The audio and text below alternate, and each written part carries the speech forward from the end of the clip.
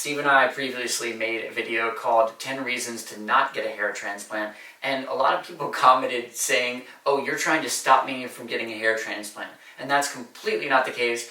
Getting a hair transplant is something that can change your life in almost limitless possible ways, and it's definitely changed my life. It was one of the best decisions that I've ever made. So I would encourage you, if you're the right candidate for a transplant at the right point in your life and you meet these 10 reasons to get a hair transplant. The first reason that you should get a hair transplant is if you have good donor hair.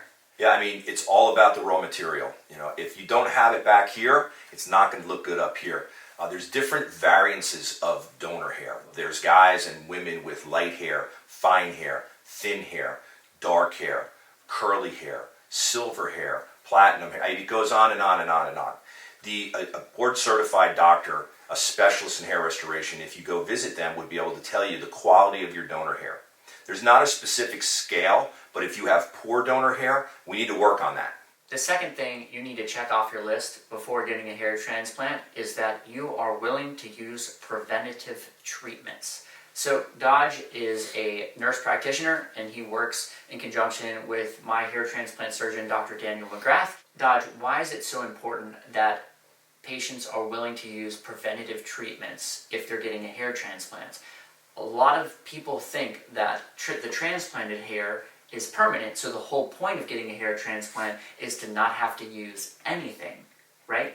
Right. So, hair loss is a progressive pathological condition. So it's going to progress over time. It's chronic.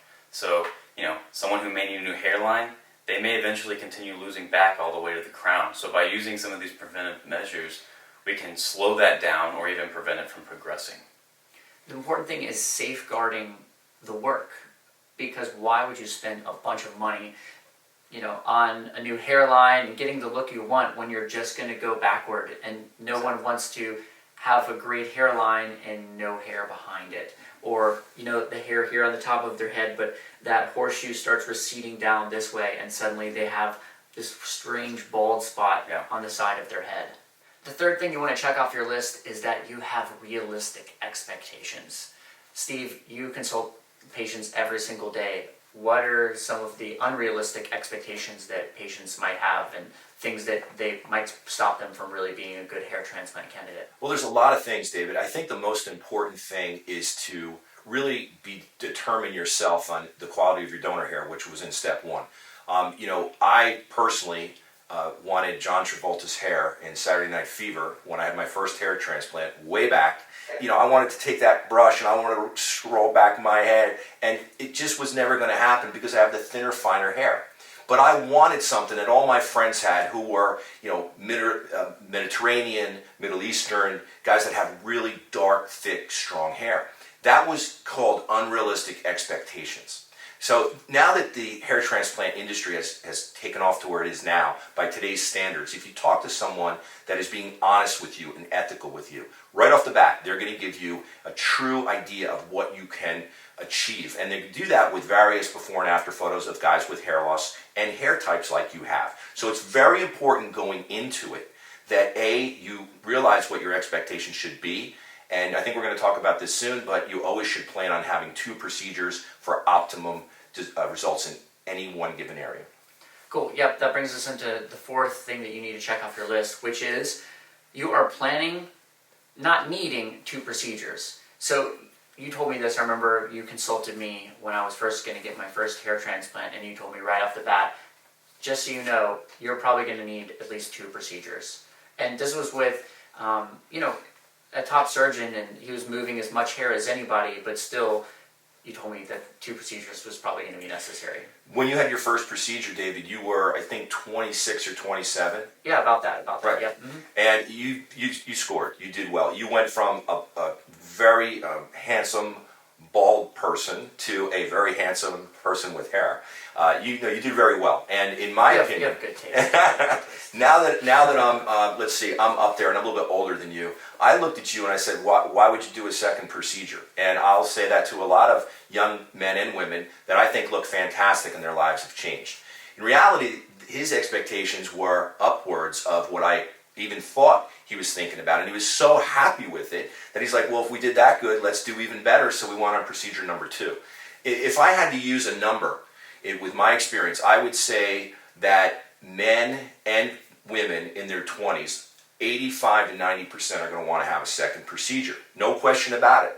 So you need to prepare yourself for that, both financially and mentally, because, it takes time out of your life, and you have to, schedule time off work and whatnot.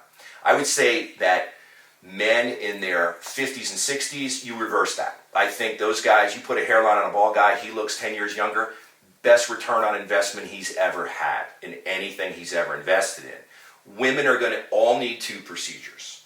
And that's pretty much in the middle 30s and 40s, it really varies. It's about 50-50. It depends. Are they married? Are they not married? But again, these are, going into a hair transplant, what you don't want to do is focus on the best YouTube videos you see of a before and after of someone in a hairline with dark hair, light skin, and it looks phenomenal, and then you get disappointed because yours doesn't look that thick. Remember, there's many different variables that come into play.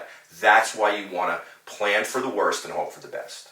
5th thing to check off the list is that you are researching a board-certified hair transplant surgeon who does both kinds of procedures, FUE and FUT. And why would that be that you'd want somebody who does both? You want to make sure that you're going to do the procedure that is going to fit you the best. That's going to work best for you, depending on how your donor hair is, what your expectations are, how you're going to have your hair over the next 20 to 30 years. You want to make sure that they're ABHRS or ISHRS certified, because any surgeon can decide that one day that they want to be a hair restoration surgeon. This is a meticulous procedure that takes a lot of experience to do properly. The 6th thing that you want to check off the list is that you're at least in your mid-20s. And if you're not yet in your mid-20s when getting your first hair transplant, then you should have at least been on finasteride for 6 months to a year. And why is that, Steve? I was 19 when I had my first procedure. There was no such thing as finasteride, Propecia. There wasn't even, I don't think, minoxidil at that time. Okay, so I broke the rule because I had no choice. I was going bald the month I graduated high school. That was not fun. So in my life, and I talk to a lot of you guys out there that call in, and I appreciate that, I help you through this process. We have evolved. The industry now has to set certain standards. There was no board certification, ABHRS, ISHRS back in 1979. Thank God there is now. My advice to you is to seek the counsel of one of these doctors if you're really young. Now, I'm going to tell you when you call me or when we text back and forth or email, I'm going to tell you that if it's psychologically debilitating to you, we need to act fast and we really need to make some quick moves. Because with the advantages of the preventative treatments, I don't care what age you are, as long as you're past puberty, we can do a transplant on you somewhere, get you set up with a top quality doctor that's going to look out for your best interest. What I think is wrong is if we set some sort of the wrong standard where, I really don't want to take that medicine because I heard really bad things about it online, about side effects, but my friend had a hair transplant and he's back in the business and I'm going bald, so sign me up, I'm willing to go tomorrow and let's do it. When you're under 25, we have to take our time with you. It's part of the certification these doctors go through. It's an actual questions when they get board certified.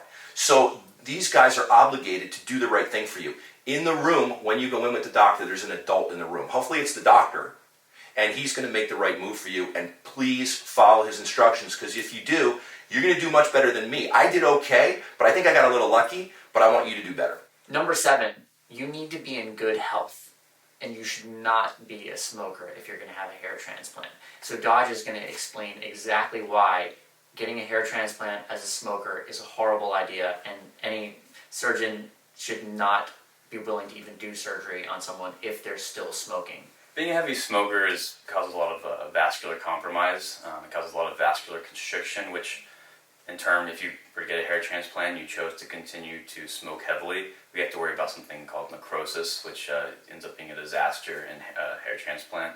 And just being in good health overall, if you have high blood pressure, it needs to be controlled. And same with something like diabetes, which could also cause some vascular issues.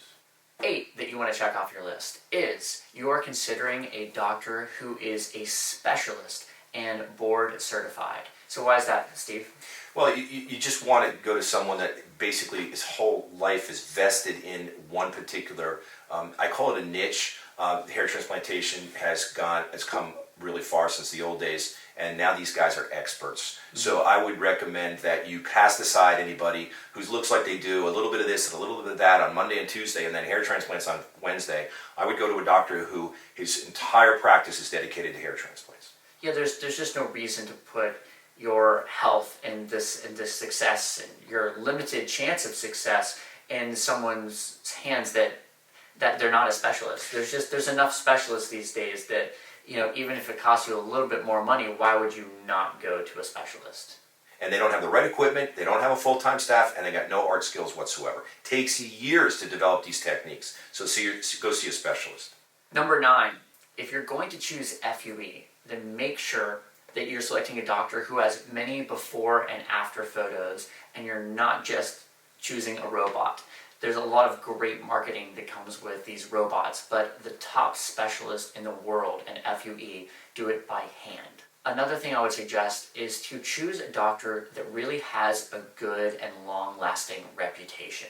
And it's pretty easy to find that out. Now, there are a lot of clinics all over the world that market just their clinic and that name, and, you know, they've got a doctor that they work with, but a lot of times it can be a little bit more scary. I know I would feel a little bit more weary of that versus going to a surgeon that spent years building up his reputation. You know where his office is, you know his you know, he's been around for a while. And I think there's a lot more safety in that because, you know, you can go back there to that same spot and talk to that surgeon, and he's got a reputation that's on the line versus just some name of some clinic that's popped up, and, you know, they have a doctor and surgeon that does FUE, but what is that guy's long-lasting reputation?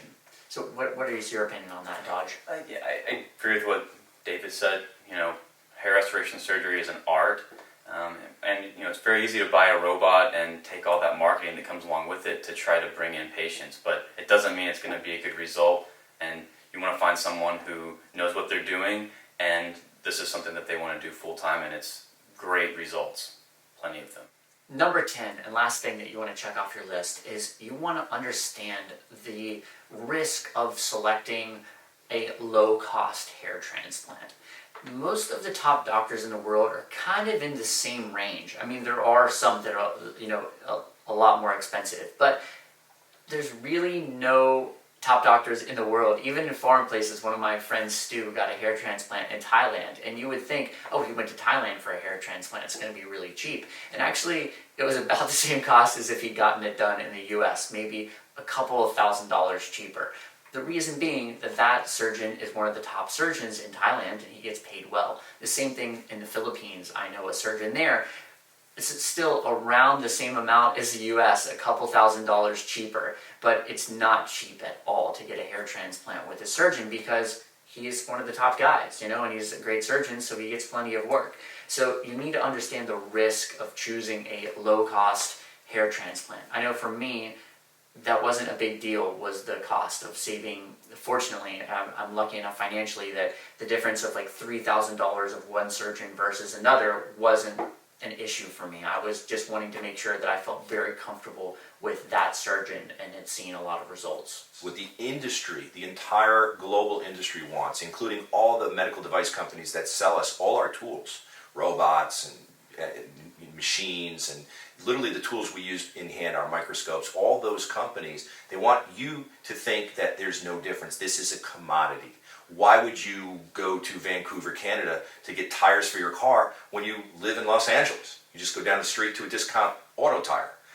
That way, they make more money because more people can afford it, and doctors are forced to compete and bring their prices down.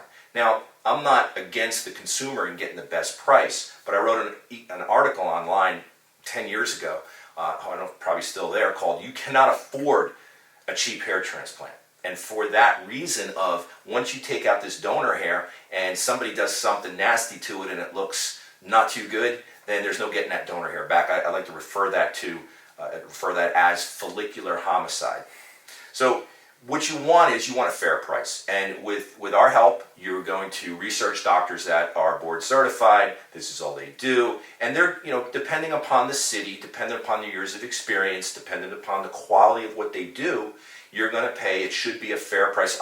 We're here to help you with that. You shouldn't pay $50,000 or $60,000 for a single hair transplant, that's ridiculous. But you definitely don't want to buy into, well, it's really just poking a bunch of holes and filling it with a bunch of tissue, because that's the furthest from the truth. The bottom line is you just need to feel really comfortable with that individual surgeon who's going to be doing your hair transplant.